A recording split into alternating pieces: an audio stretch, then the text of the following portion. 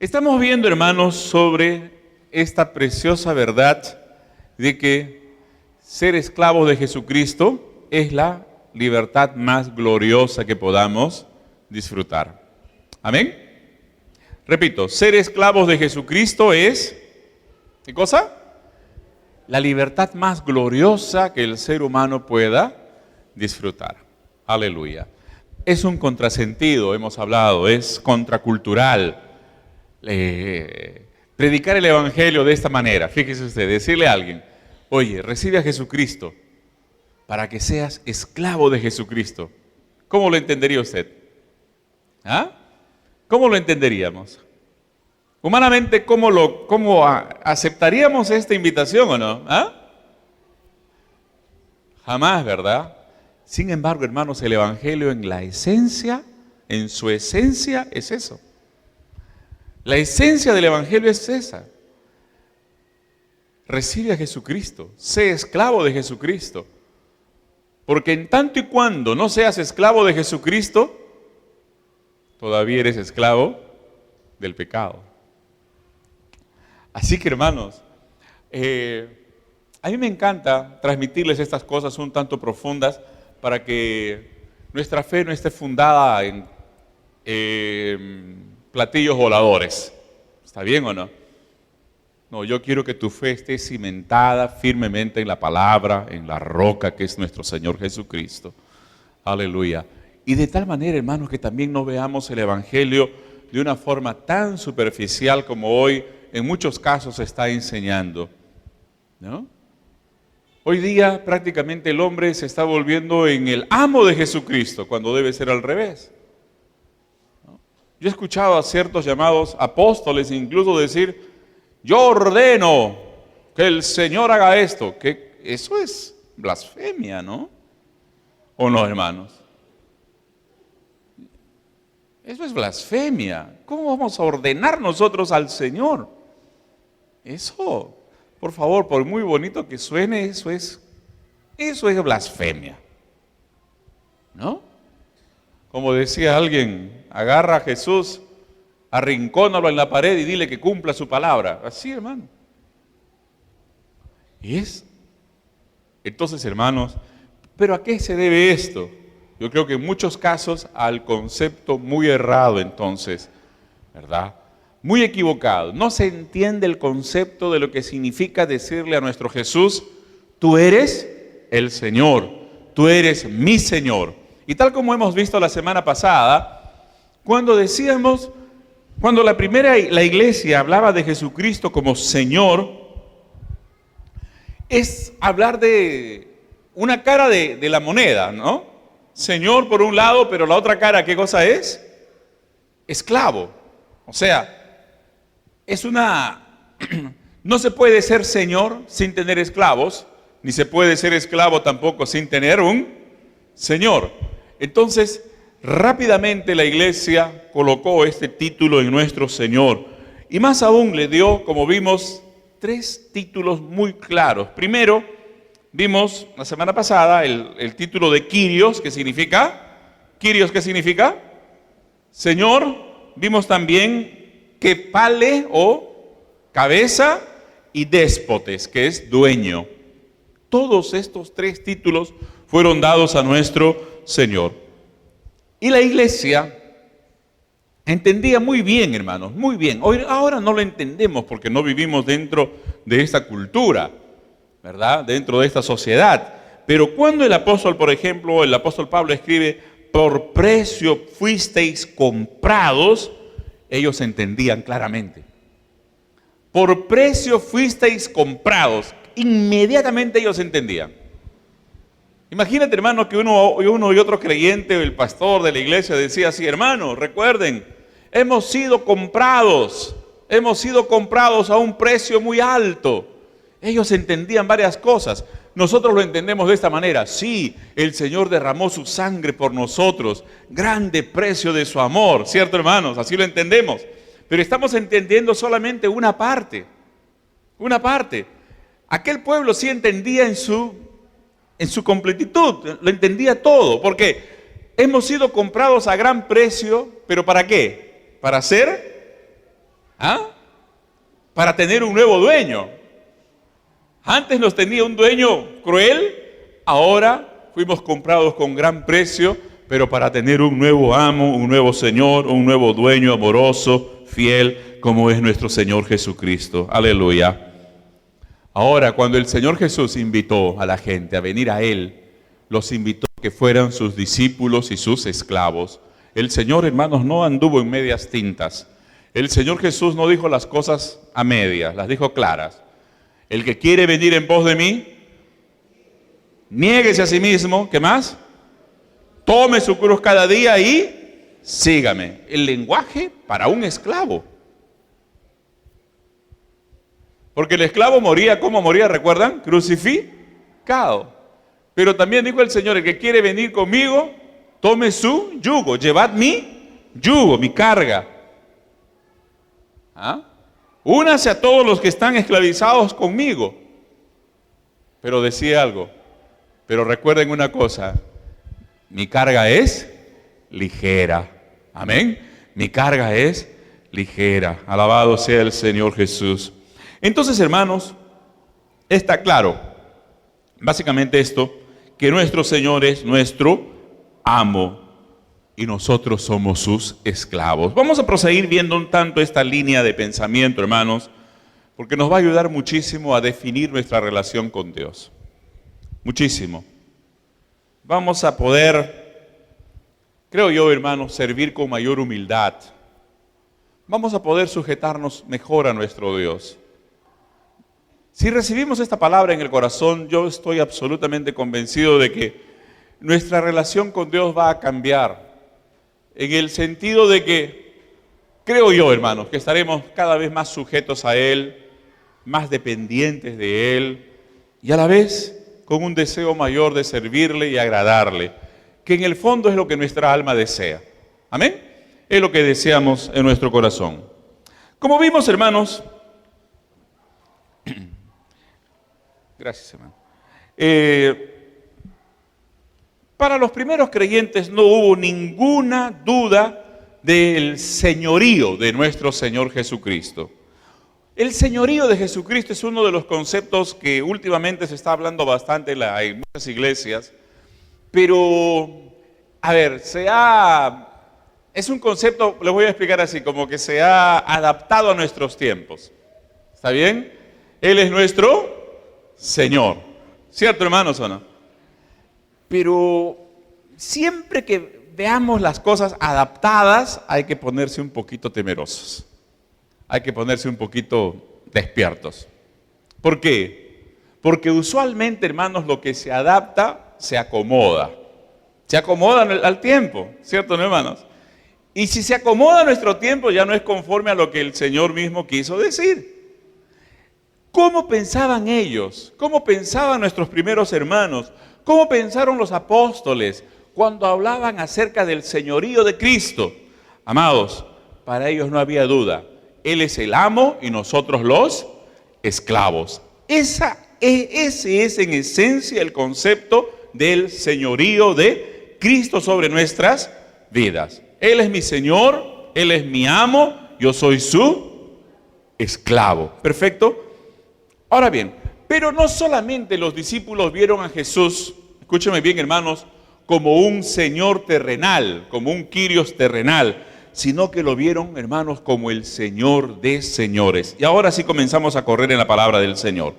Hechos 10:36, Hechos capítulo 10, versículo 36, por ejemplo.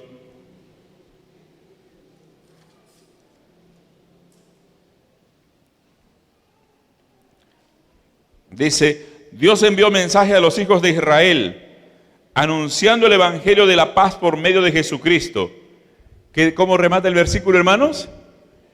Este es Señor de todos, Señor de señores.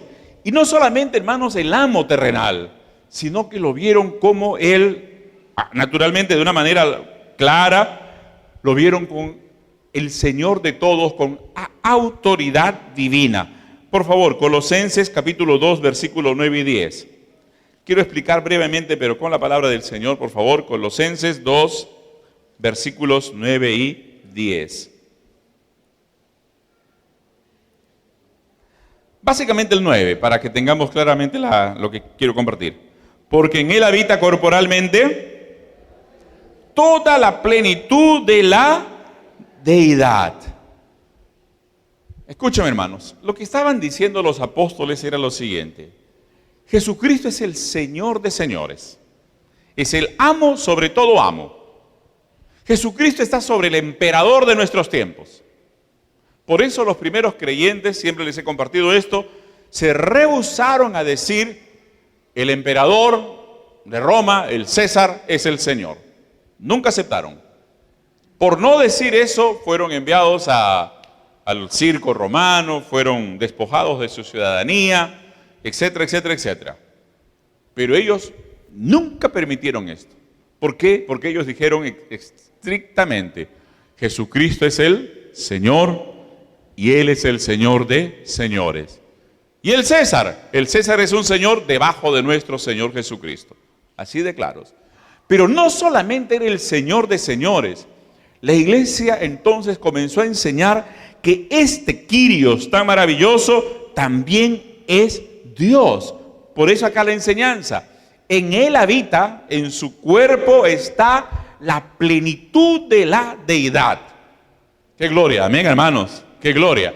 O sea, imagínate, hermano querido, ver al Señor Jesucristo, ver a nuestro Señor, ponte, retrocede 2000 años y poco, ¿no? Ves al Señor Jesús en persona, tal vez un morocho oscuro, quemado por el calor del desierto, ¿no? Hoy día los dibujos modernos, europeizados, lo presentan gringo con ojos verdes o celestes, pero muy probable nuestro Señor fue casi como un puneño, ¿no? Oscurito.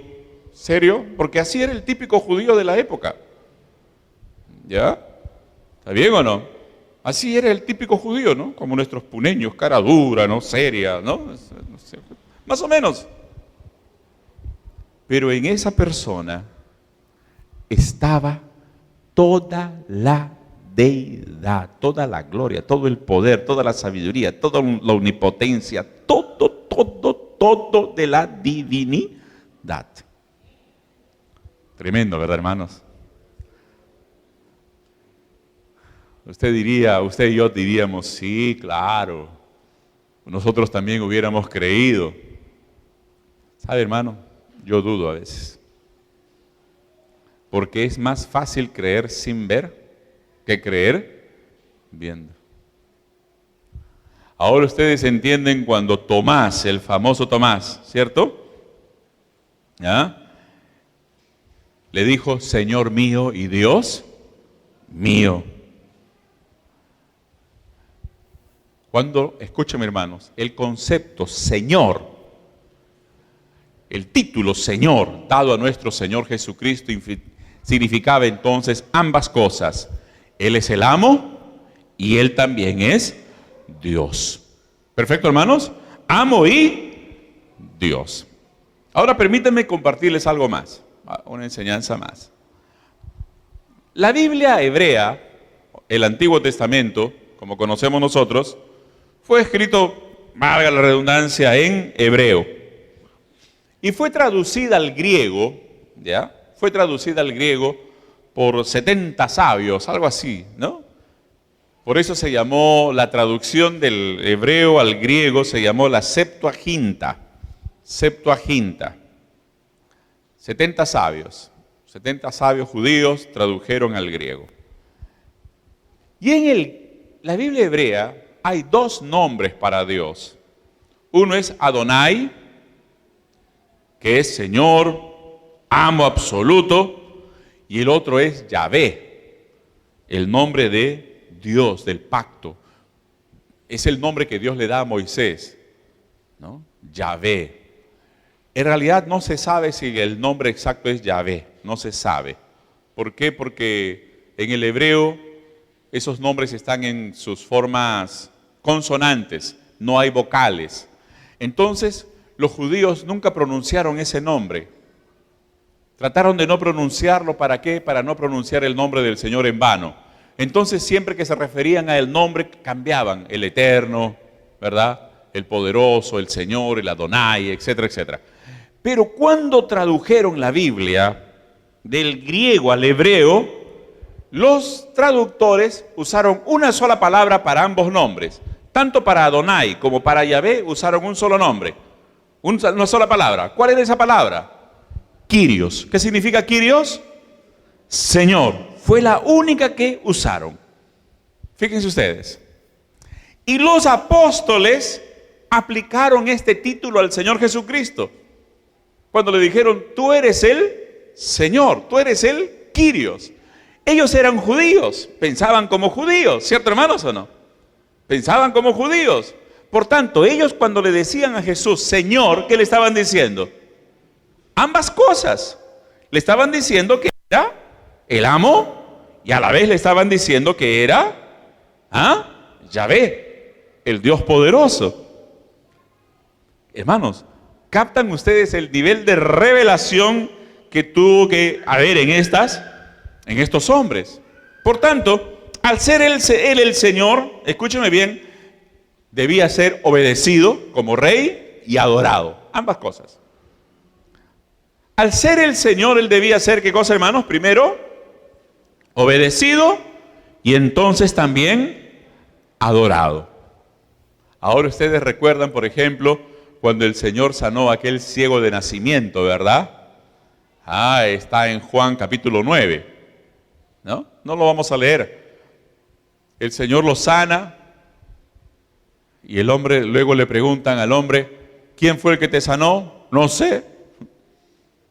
El que me dijo, ve y lávate en el estanque, yo fui, me lavé y regresé viendo, pero ¿quién me hizo eso? No sé. Porque cuando eso me hizo yo no veía, ¿no? Y ahí comienza una discusión. Pero de pronto el Señor también lo encuentra y le dice, ¿quién es Señor? Aquel hombre le dice, ¿quién es Señor para que cree en Él? Jesús se revela, yo soy, el que habla contigo, Él es.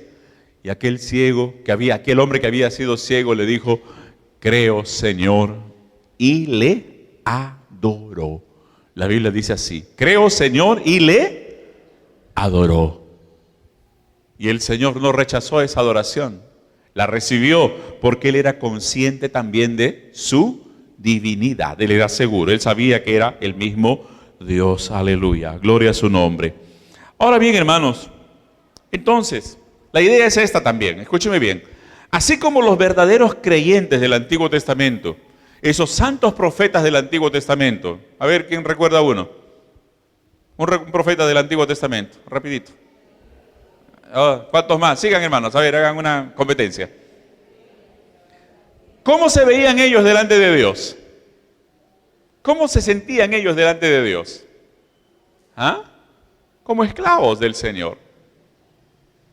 Ellos se gozaban en ser esclavos del Señor. He aquí tu siervo, he aquí tu siervo. María, he aquí la sierva del Señor, ¿cierto, hermanos? Cuando el ángel viene y le dice, María, vas a ser la mamá del Hijo de Dios. He aquí la sierva del Señor, he aquí la esclava del Señor. Inmediatamente, hermanos, entonces, ¿cuál era el pensamiento puente, vamos a decirlo así, de los apóstoles? Era los creyentes del Antiguo Testamento se declararon a sí mismos, aceptaron ser esclavos de Dios Todopoderoso. Hoy también los creyentes en Jesucristo deben declararse igualmente esclavos del Señor Jesucristo.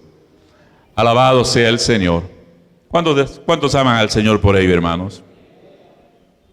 Pero ahora les voy a colocar un versículo que, mire, hermano querido, mire el nivel de compromiso, el nivel de operación del Espíritu Santo en nuestra vida para recibir al Señor Jesús como nuestro Señor, y no solamente como nuestro Señor, sino para que nosotros seamos sus esclavos, ¿ya?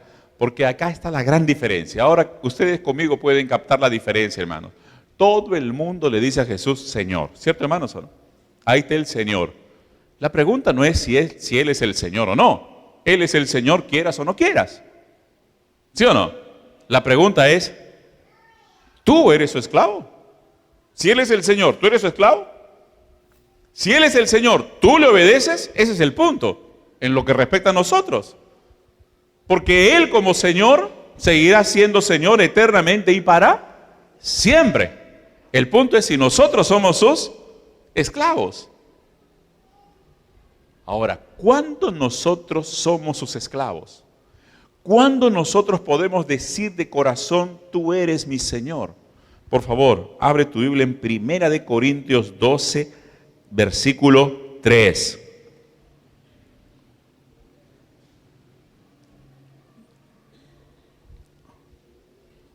Primera de Corintios 12, 3. ¿Qué le parece si lo leemos juntos? ¿Ah? ¿Cuántos lo tienen ahí, hermanos? ¿Cuántos quieren leer conmigo? ¿Verdad quieren leer conmigo o no? Entonces léanlo, por favor, vamos. Por tanto, os hago saber que nadie que hable por el Espíritu de Dios llama anatema a Jesús. La primera parte. La segunda parte, fíjese usted mire usted bien. Mire bien esta partecita. Y nadie puede llamar a Jesús. ¿Qué cosa? Señor. Detengámonos a pensar un ratito en esta segunda parte. Es clave para nuestra comprensión de quién es Jesucristo para nosotros y quiénes somos para Él. Por favor, no quiten el versículo. Y nadie puede llamar a Jesús, ¿cómo? Señor, sino por el Espíritu Santo. En otras palabras, la única manera como nosotros podemos obedecerle al Señor como amo, reconocerlo como nuestro Señor, la única forma por la cual podemos adorarlo es cuando nuestro corazón es transformado por el Espíritu Santo. Fácil decirle a Jesús, Señor. Todo el mundo dice, Señor, Señor. Y el Señor reclamó, ¿por qué me llamáis Señor, Señor y no hacéis lo que yo mando? Ustedes no hacen lo que yo mando. Hermanos queridos, ahora espero que este pasaje, hermano, grave un poquito más en tu corazón esta maravillosa relación que hoy tenemos con nuestro Dios. Escúchame, hermano, solo por el Espíritu Santo, tú y yo, solo por el Espíritu Santo, tú y yo le decimos a Jesús, tú eres mi Señor, yo te amo, yo te adoro, yo te obedezco. Yo soy tu esclavo, solo por el Espíritu Santo. De otra manera, amados, es imposible. De otra manera es imposible. Hay que nacer de nuevo, literalmente, hay que nacer de nuevo si queremos decirle a Jesús, tú eres mi Señor. Pero no en el sentido típico, no en el sentido cultural. Todo el mundo hoy le dice a Jesús, Señor. No, en el sentido espiritual, en ese sentido en el cual rendimos nuestra vida a Él y le obedecemos. Alabado sea el Señor. ¿Cuántos están felices de ser esclavos del Señor Jesucristo, hermanos? Por eso ustedes trabajan, líderes, ¿verdad? Qué bonito, qué lindo. Oh, hermanos, vivimos en tiempos cuando, cómo gustan los títulos, ¿no? Apóstol, profeta, pastor, reverendo, ungido, ¿qué más? Hermano, hay cada título, patriarca, no sé cuántos títulos más hay, hermano. Ya, si encuentran uno me avisan, ¿ya? ¿Para qué? ¿Para qué? Si a las finales, hermanos, a la luz de la palabra de Dios, todos somos esclavos. Chao. Y hermanos unos con otros. Gloria al Señor. ¿Cuántos alaban a Dios por ello, hermano? Yo he leído acerca de un pastor muy famoso en Estados Unidos. Él no permite que le llamen pastor. Su nombre es su nombre cortito es Andy. Es Andrew, ¿no? Andy Stanley. Todos los hermanos le dicen, hola hermano Andy, hola Andy, chao. ¿Por qué dice? ¿Qué nos diferencia? Y yo le hallo razón. Yo le encuentro razón, hermanos. Yo creo de corazón, amados hermanos, de corazón, que en la iglesia del Señor Jesucristo, nosotros los hombres, los líderes, los que, Señor, hermanos queridos, lo único que nos queda, lo único que tenemos que hacer es dar el grito de Juan. Es necesario que Él crezca y que yo mengüe. Se acabó. Lo demás es lo de menos, hermano. Lo demás es lo de menos. A Él sea la gloria por los siglos de los siglos. Amén. Yo estaba leyendo estos días, estoy mordiendo de nuevo, ustedes me entienden el sentido de la palabra, comiendo la epístola de Juan, y meditaba, hermanos. A veces hay que meditar en un versículo media hora, una hora, pero es interesante que hay una parte que a mí me tocó el corazón, hermano, les confieso. Dice que Juan el Bautista estaba con 2 de sus discípulos y vieron a Jesús. Jesús le dice, aquí está el Cordero de Dios que quita el pecado del mundo. ¿Cierto? Aquí está el Cordero de Dios que quita el pecado del mundo. ¿Y qué hicieron los discípulos de Juan? Inmediatamente fueron a ver dónde estaba Jesús. Lo siguieron. Jesús les dijo, ¿qué quieren? ¿Dónde vive el Señor? Acá, quédense conmigo. Y se quedaron con Él. ¿Qué expectativa tenían ellos? ¿Qué expectativa? ¿Qué ganas tenían ellos de conocer al Cordero de Dios? ¿Por qué, hermanos? ¿Por qué tenían tantas ganas de conocer al Cordero de Dios? ¿Por qué creen ustedes? Era obvio, era evidente. Juan el Bautista les había dicho, oye, ya viene el Cordero de Dios. Juan los tenía emocionados con todo. Oye, ya se acerca, ha llegado la hora, llegó el tiempo de Dios, estamos anunciando al Cordero de Dios. En otras palabras, Juan no les dijo, ¿saben qué? Oye, yo soy el enviado del Cordero, miren conmigo, No. El énfasis de Juan no era sobre él, el énfasis de Juan era sobre el Cordero, sobre el Señor Jesucristo. Hermanos, esa es la lógica, la manera como nosotros, como siervos del Señor, tenemos que trabajar siempre. Enfatizando, Él es nuestro Señor, nosotros somos sus siervos, sus esclavos, a Él sea la gloria y la honra. Amén. Ahora bien, continuemos. Entonces, ahora Él nos redimió, nos ha comprado, somos posesión del Señor y tenemos metas para nuestra vida. Más adelante, hermanos, en otro capítulo les voy a enseñar alguna cosa interesante sobre la esclavitud en aquellos días. Pero rápidamente, cuando alguien compraba esclavos, ¿está bien? Para él era una inversión. En otras palabras, él quería de que a través de esas personas su producción también se incremente. No estamos juzgando y les ponía metas. Por eso el amo especializaba, daba ciertas, les daba metas, por así decir, ¿no? Descubría quién era buena para la cocina y le decía, tú te vas a dedicar a esto. Descubría quién era bueno para otras cosas, tú te vas a dedicar a esto. Así, en aquel entonces, los amos podían tener esclavos médicos, por ejemplo. Ustedes han escuchado la palabra ayo. En la Biblia encontramos la palabra ayo. ¿Cierto, hermanos, o no? La ley ha sido nuestro ayo. ¿Saben lo que significaba ayo? El ayo era un esclavo, solo que era un esclavo con conocimiento y se convertía en el profesor de los hijos del amo. Interesante, el ayo. Así que había mucha gente riquísima que tenía esclavos de todo tipo. Entre sus esclavos podía haber médicos, entre sus esclavos podía haber filósofos, poetas. Es una locura, ¿no?, para nuestra mentalidad hoy. Y les daban, repito, metas. Hermanos, es tan este paralelo con la Biblia que también hoy el Señor nos ha dado metas. Por ejemplo, la meta de vivir en justicia. Romanos 6:19. Rapidito, hermanos, por favor. Romanos 6:19. Vivir en santidad. Aleluya.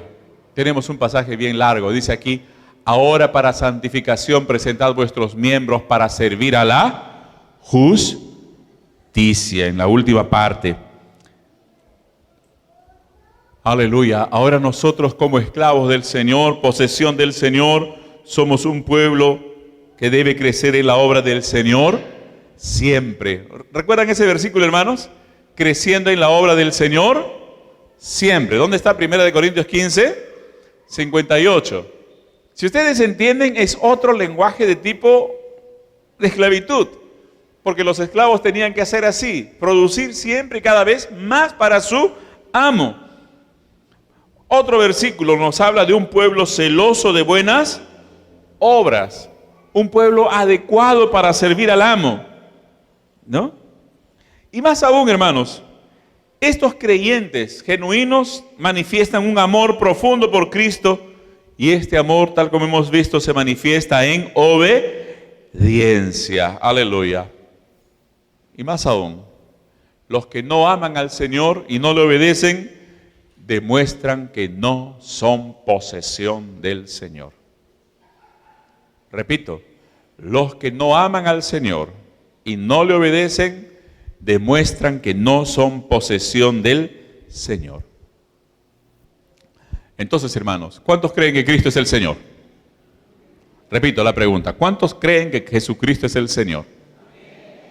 ¿Seguro? Yo creo que usted lo cree. Yo sé que usted lo cree. Jesucristo es el Señor y lo será siempre. Gloria a su nombre. Pero ya que Él es el Señor, ¿sabe lo que se le demanda a ti y a mí? ¿Sabe lo que se nos demanda a ti y a mí? Primero, sumisión. Sincera sumisión. Habla, Señor, porque tu siervo oye. ¿Recuerdan lo que dijo Samuel, hermanos? Habla, Jehová, porque tu siervo oye. Sumisión. Sumisión. Segundo lugar, obediencia amorosa. No una obediencia, hermanos, por bronca. No, así no es. Obedecemos al Señor porque lo amamos. Y tercero, una adoración apasionada. Esa adoración, hermanos, en la cual derramamos todo delante del Señor y exaltamos su nombre. Alabado sea el nombre de Jesús. Amén, amados. Exaltamos el nombre de nuestro Dios. ¿Cuántos glorifican a Dios, hermanos? Qué lindo es esto. Gloria al Señor. Ahora bien, pero aquellos que dicen, que declaran, ¿no? Él es Dios, Él es el Señor, pero siguen en desobediencia, en realidad viven en una contradicción, ¿no? ¿Y quienes dicen, Él es el Señor y no lo obedecen? Hermanos, para ellos la Biblia les da unos títulos bien fuertes, ¿ah? Dice, por ejemplo, son nacidos del diablo. Tienen una fe muerta. Escúchame, hermanos, escúchame bien esto que es bien crudo, pero necesario decirlo. Hay mucha gente que dice, sí, Jesucristo es el Señor, qué lindo, qué maravilloso es el Señor. Y yo lo he visto, hermano, he visto a mucha gente así. Ya no soy chiquillo en cuestiones del ministerio, ya he visto. Pero están viviendo en pecado, desobedeciendo al Señor. ¿Saben qué pasa, hermanos? La fe sin obras es muerta. La fe sin obediencia es fe muerta. Y es la misma fe que tienen los demonios. Qué terrible, ¿cierto o no, hermano? Es la misma fe que tienen los demonios. Porque los demonios también creen que Jesucristo es el Señor. Y la Biblia dice que todavía tiemblan, tienen miedo. Tienen miedo. Pero hay tanta gente, hermanos, que tiene fe peor que la fe de un demonio. Porque ni siquiera tiembla. A pesar del pecado en el cual está viviendo. Pero los que son de Cristo, dice la Biblia, hermanos, han crucificado la carne, andan en el Espíritu, tienen el deseo de obedecer siempre la palabra de Dios. Aleluya. ¿Y saben cuál es la demostración, hermanos, de una vida salvada? ¿Sabe cómo es la demostración? ¿Cómo es una vida que ha sido una evidencia de la salvación? Escúchame bien, hermano. Evidencia de salvación es una obediencia amorosa al Señor. Aleluya. Escúchame, hermano querido, por favor, esto es muy importante. Esto también implica que muchas veces los creyentes nos arrepentimos. ¿Creyente se arrepiente, sí o no, hermano? ¿Creyente se arrepiente o no, hermano? Hermano, yo no sabía que éramos la iglesia más santa del Perú y de Sudamérica, hermano. Sí, hermano. Los verdaderos creyentes nos arrepentimos continuamente. Clamamos siempre por más piedad en nuestra alma. Crecemos en santificación. Buscamos ser cada día más semejantes al Señor Jesucristo. Y el proceso, hermanos, siempre es el mismo. Siempre comienza con arrepentimiento. ¿Por qué? Repito, nuestro anhelo es agradar cada vez más al Señor. Aleluya. Pero ahora vamos a ver algo, hermanos, que es absolutamente glorioso en el sentido de ser esclavo de Jesucristo. Acá tengo una nota, dice así: ser esclavo de Jesucristo es la bendición más grande que podamos imaginar. Porque Él es un Señor amoroso. ¿Cuántos lo creen así, hermanos? ¿Ah? Él es el único Señor que dio su vida por sus esclavos. ¿Estamos o no? Pero además de ser ese Señor tan amoroso, Él es el Dios del universo. Miren, hermanos, tal como vimos, la vida del esclavo dependía de cómo era su amo. Si el amo era bueno, la vida del esclavo también era buena. Pero si el amo era un malvado, la vida del esclavo era terrible, terrible. Un historiador cuenta de que había un amo terriblemente malo, que cuando alguno de sus esclavos se portaba mal, lo condenaba y lo lanzaba a una piscina, qué sé yo, a un acuario lleno de peces, pero esos peces carnívoros. Ahí lo castigaba y lo mataba, ¿no?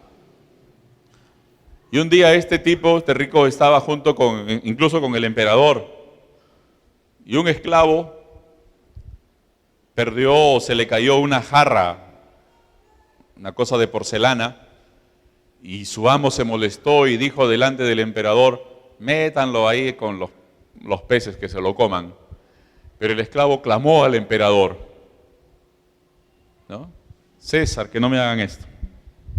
Y entonces el emperador se molestó con la actitud de aquel tipo rico y dijo así: traigan toda la porcelana que hay en esta casa. Trajeron toda. Tírenlo dentro de esta piscina. Pero este hombre no muere. Pero eso que nos indica, hermanos, que en aquellas épocas la esclavitud también era cruel. No era que era bonita, no, era cruel. Entonces, hermanos, noten ustedes, saber que somos esclavos de un amo tan bueno, tan maravilloso, que cuida de nosotros en todo tiempo, que siempre provee para nuestras necesidades, hermanos, podemos estar gozosos, calmados, seguros de ser esclavos de un amo tan bueno y maravilloso como nuestro Señor Jesucristo. Alabado sea el nombre del Señor. Amén. Aleluya. Pero además, hermanos, escúchenme bien. No solamente podemos estar seguros, confiados, sino que metámonos un ratito, es lo que yo quisiera, que todos estemos en la cabeza de nuestros hermanos, de la iglesia primitiva, de la iglesia del siglo I, II, III. ¿Estamos o no? ¿Ah? Imagínate que todos estamos acá, no con pantalón, jean, qué sé yo, con camisas, estamos con túnicas. ¿Estamos? Todos estamos con nuestras túnicas y hemos llegado al templo. No estamos con zapatos, estamos con sandalias, ¿no? De la época, sandalias de cuero. ¿Ya? No hemos llegado a un templo así de este tipo, hemos llegado a una casa. ¿Correcto? Y todo el mundo, todos entendían que eran esclavos. Había algunos que eran esclavos en la vida natural, secular. Había otros que eran libres. Y habían otros que eran amos también. Pero dentro de ese grupo humano, dentro de esa iglesia, todos sabían que eran esclavos del Señor Jesucristo. Todos lo entendían. Esto era el denominador común. Esto era lo que los identificaba y los igualaba. Pero no solamente los igualaba, sino que les daba un privilegio, hermanos. Un privilegio de este tipo. ¿Por qué? Porque entendían que ahora ellos eran compañeros del Rey de Reyes y Señor de Señores. ¿Cómo? Escúcheme bien. Como les explicaba, en aquellos días la condición de un esclavo dependía si el amo era bueno o era malo. Pero si el amo era también importante, ¿está bien o no? Si el amo era importante, ese esclavo también tenía cierto nivel de importancia. Porque cuando lo miraban decía, oye, ese es el esclavo del tal, del senador, ¿estamos o no?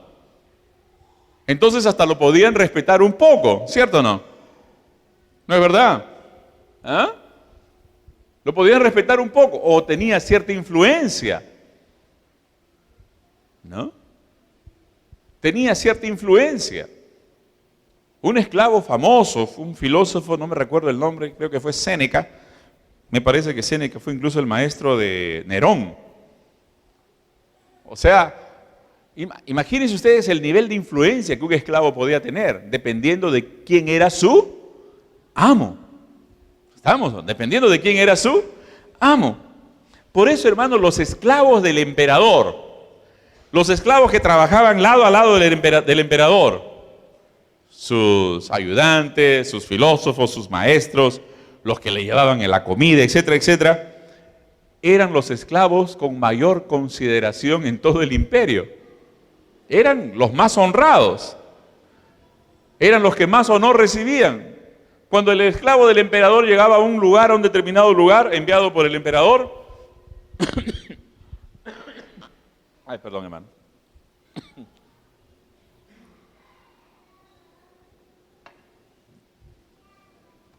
Cuando llegaba, repito, hermanos, el esclavo del emperador, ¿no? Hermanos, podía ser un libre, un rico, llegó el esclavo del emperador y tenía que recibirlo con la mayor cortesía del planeta. ¿Por qué? Porque era el esclavo del men, ¿no?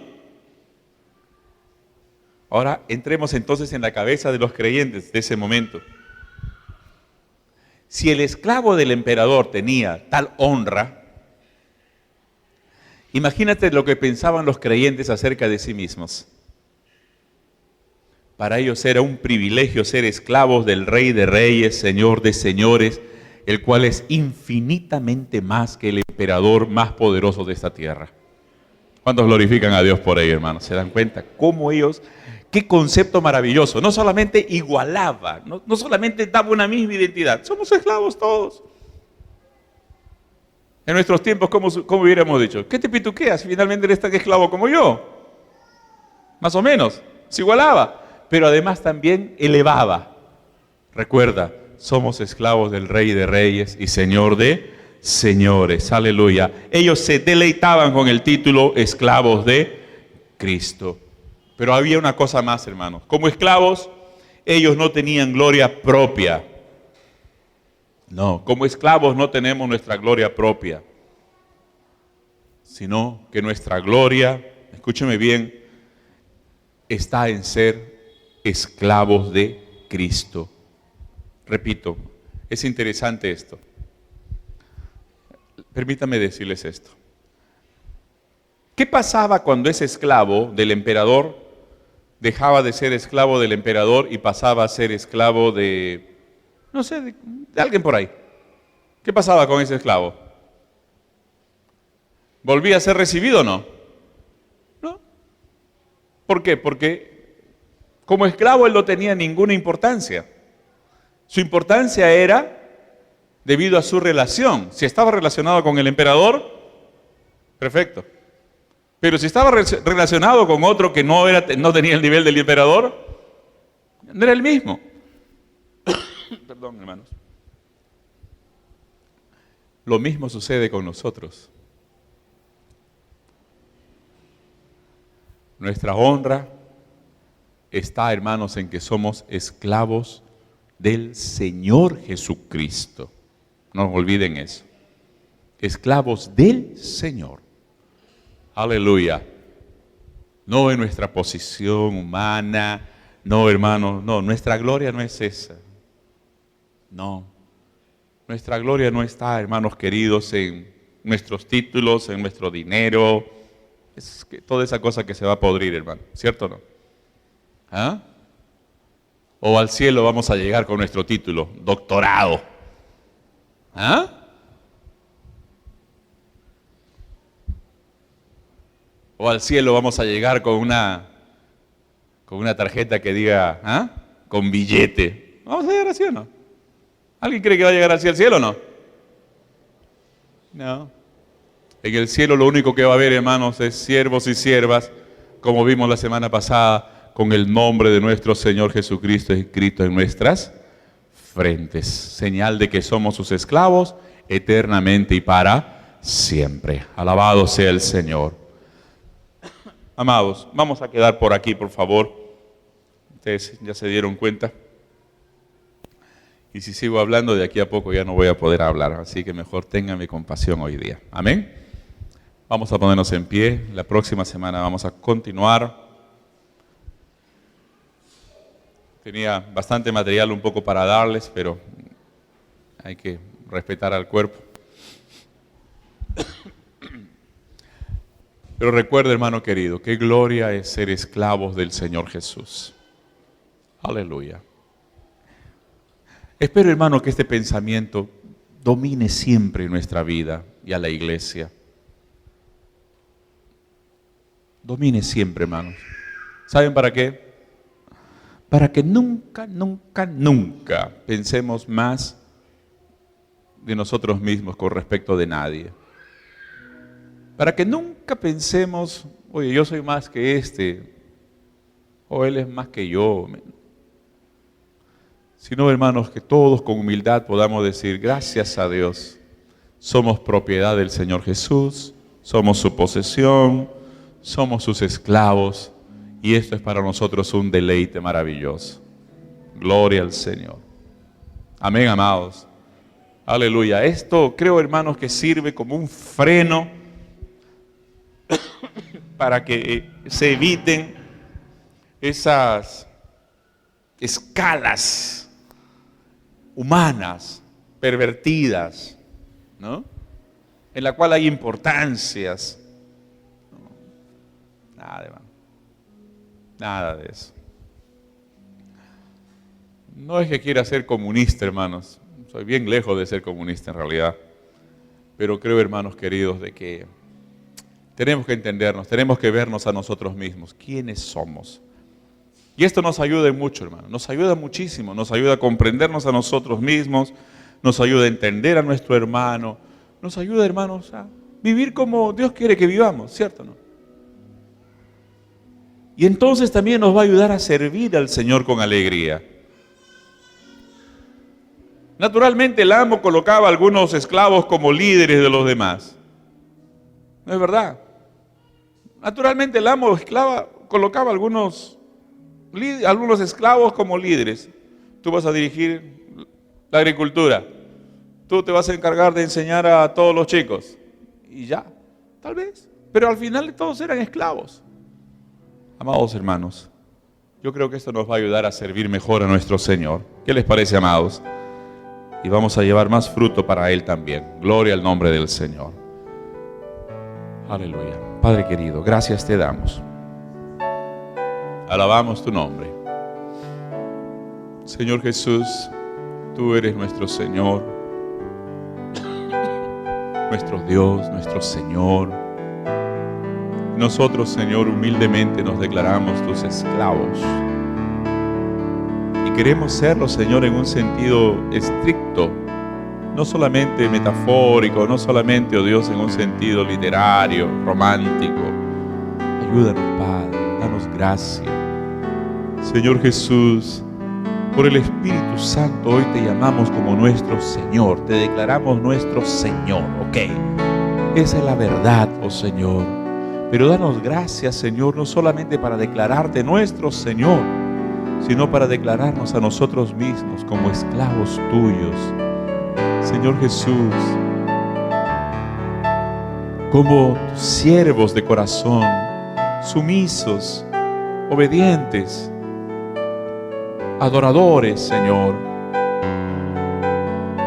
Pero a la vez, Señor, nos llena el corazón esto de una sincera humildad, Padre, para que veamos siempre a nuestro hermano también como un esclavo tuyo, así como yo lo soy.